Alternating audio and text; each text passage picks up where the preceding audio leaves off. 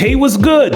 It's Ace from pfadvice.com. Like, share, subscribe, get notified, hit the bell, leave a comment. Our channel is growing and we want you to be a part of it. Iron Fist made his debut in 1974 in Marvel Premiere number 15. The character made his debut during the kung fu craze of the 1970s and 1980s, where Bruce Lee, Jackie Chan, and Jet Li were kung fu superstars. Thailand's Tony Jaa and Indonesia's Iko Uwais, pardon if I pronounced that wrong, are trying to continue that tradition today, but it's not the same. That is why martial arts characters like Iron Fist and Shang-Chi and others have a special place in my heart as a comic book geek. Daniel Rand, also known as Iron Fist, was stranded as a child after his parents died on a journey to find Kunlun, a mythical Chinese city that only appears on Earth once every 70 years. Kunlun is powered by the energy of a dragon called Shu Lao the Undying. Danny trains until adulthood in Kunlun and defeats the dragon in battle. Danny pounded his fist into a cauldron containing the dragon's heart, which imbued him with some of the dragon's energy. Now Danny can channel his chi into his fist, making it indestructible.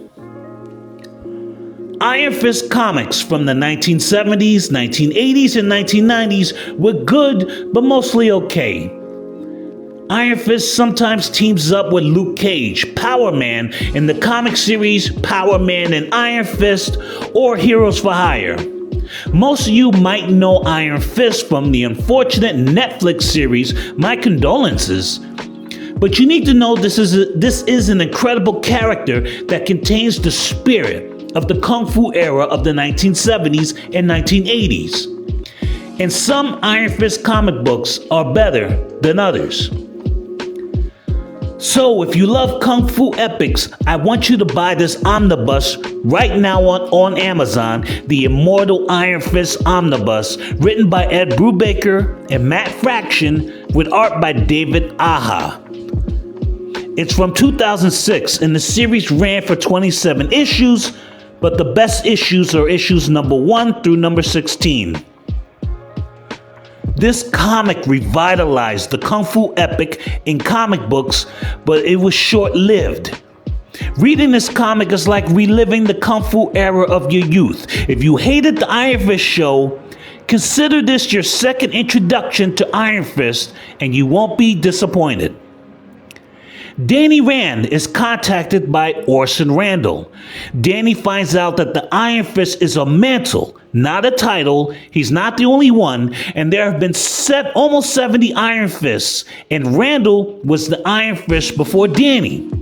Randall has the same powers, but he can channel his chi into his bullets when he uses guns, making his bullets indestructible.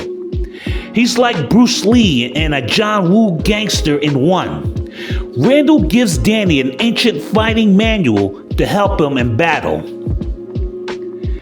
Danny now has to enter a tournament as the champion of Kunlun. It turns out there are 7 cities of heaven, including Kunlun, and each one was a chance to appear on Earth.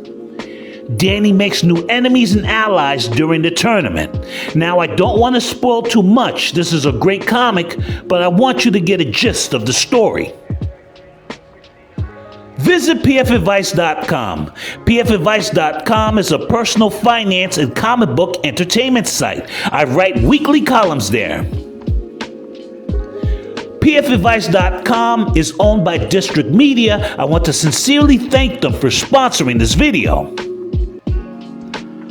I have to say that this short run of Iron Fist was the best Kung Fu comic book of its era. It's imbued with the nostalgia of 1970s and 1980s Kung Fu films with modern fantasy elements. The creators updated the Iron Fist mythos and Danny Rand's origin without diluting the character. Is it perfect? No, but it's like one of the best Kung kung fu flicks ever crystallized in comic book form. Unfortunately, this epic is only 16 issues, with all due respect with the final 11 issues, and it feels unfinished, but it's definitely worth your time and dollars.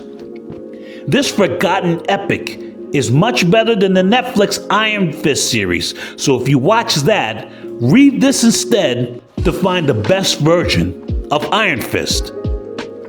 Leave a comment below.